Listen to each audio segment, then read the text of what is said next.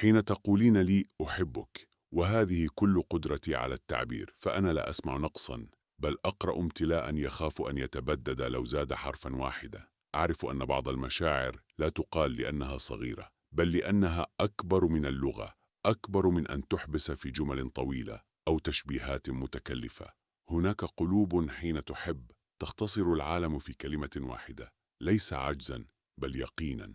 لا أحتاج منك بيانا مطولا ولا خطابا مزخرفا عن الحب، فكلمة أحبك حين تخرج من قلب صادق تحمل في داخلها كل ما تعجز الشفاه عن ترتيبه: الخوف والاطمئنان، الحنين والانتظار والرغبة الصامتة في البقاء.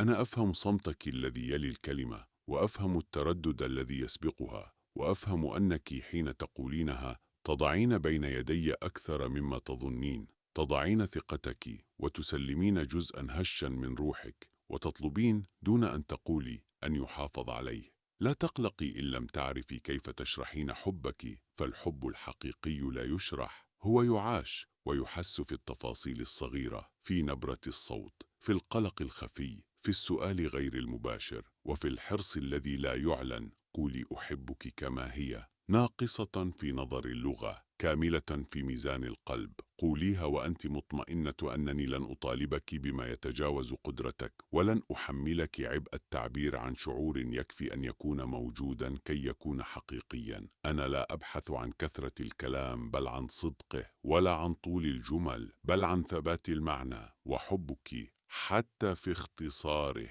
واضح بما يكفي ليطمئن قلبي وليعلمني أن بعض الكلمات حين تقال بصدق تغني عن كل شيء آخر.